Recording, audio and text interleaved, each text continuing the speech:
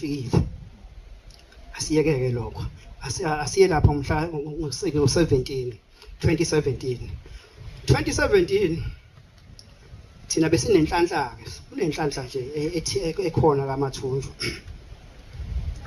uMathunjwa noShembe into engizuyihlukanisa ngiyakuthanda ngokuthanda nentombi engaganile kodwa imixhawule lapha ngiyacabanga iyongena ngembobo yenalite ezulwini uma uvumile zokuxhawula uyawungena futhi umusuka kuleli izwe elingapha uyasuka ke Fundisi hamba okhonza ayingasekho ngaleso sikhathi asisuka umshumayeli umfundisi ungene bayokhonza ubaba uyeka sihlangabeze ngetruck yakhe mayifika baba njengenjwayelo umfundisi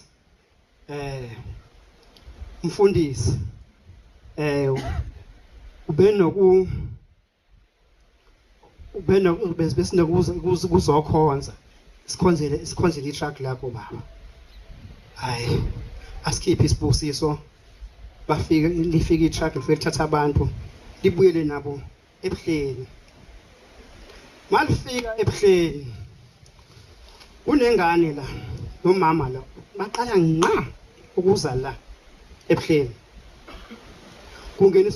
kungenisa umdedele izidonse ziye phezulu bese umdedele owangesabatha bese kuyehliwa esikhathi sekwehliwa kunomama la uyaqala ukufika la kunengane le iyaqala ukufika zonke lezi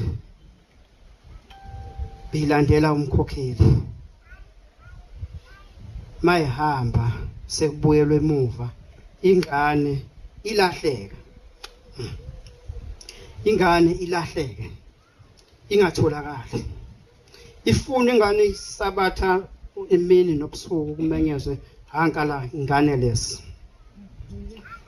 iyisonto hayibo umadubazana makhuzwana ingane ikuphi umshumayeli ingane okay hayi kube umsombuluko kube lesibili ke hayi sekufunwa ubuhleni bonke ke manje ingane ayitholakala umama useyakhala sekuyathethwa emuva sekukhulunywa indaba hawu uMasibanibani uthatha ingane uyodayisa ngayo ebuhleni hawu uShembe sekuthwaliwe kuyathwala lapha umuntu abakhuluma izwi elikhulu kangaka kuyathwala lapha kanti hayi lutho akuthwala lapha kukhona uNkulunkulu khona uNkulunkulu othwalisa abantu izibusiso amen hamba umshumayeli afaguqe futhi ubaba ke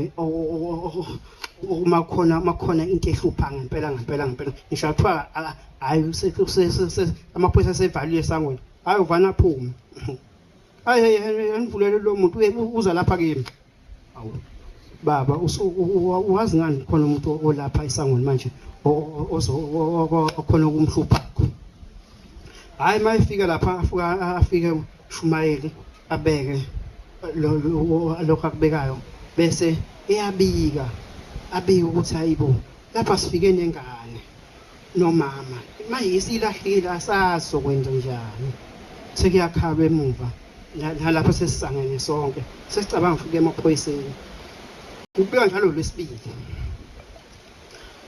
athi ubaba lungile inkosi kubusisa yonke esafika sambuzana ukutheni baba khuluma mshuma hayi uthe ubaba inkosi nibusise ngiyalazi lezo kuphela nje hayi hey uthe inkosi nibusise hamba umkhokheli ezantsi umkhokheli mahlongwane wathi ubaba uthe inkosi kubusise waya umkhokheli wakhe wathi uthe ubaba inkosi kubusise kwabo lesithathu ngolesine ekuseni ingane yayifike eNdulinda makubuzakala yayifike eMandeni Lapho-ke imali ayinayo ephaketheni ayisekho. Sekuthiwa hayi ingane yasibambane, hey ngena wena la uphumaphi, ihamba nangenyawo. Ithe imiyehla elokhuzaneni kade ngenisa umdedelo, kwanekhehle eliyithathayo elihamba nalo. Wahamba lomkhulu, wafika izansi. Wasiyaphela emasangweni, yasihambela yodwa. Ithi ingane ngahamba ngaze ngafika esiteshini sesitimela. Ngangifika esiteshini sesitimela fanele ekhokhwe, sokhokha ngani. Wafika lo mkhulu okade hamba nayo, wakhipha imali ephaketheni, wayinika, yashaya ithikithi, ingane yahamba. Yafika esitenga yathi imifika yasiyehla. Imali iphelile, ingane izokwenza njalo manje kufanele sisuke la manje esitenga ye Mandeni. EMandeni imisi yehlile ilambile ingane. Umkhulu akaphinda futhi aqhamuke lo mkhulu. Akhipha imali ephaketheni, ayinike. Angazi ukuthi imoto ayibona ngayo. Ekhipha imali ephaketheni ayinike. Hamba ingane yaze yafika. Siyabuza kanje ubani akuthiwa ukhombe la ukuthi ubani. Imithi iyabheka inkosi inyanga yezulu. Mningi imisebenzi yakamathunjwa yasegcekeni nje. Ngeke ngisayibala ukuthi nethempeli lakho lakhandeka kanjani. Kwafika inkosi ilanga himself yalakha leli thempeli ngezandla zalo. Owayetshala izihlahla kwakubaba omncane.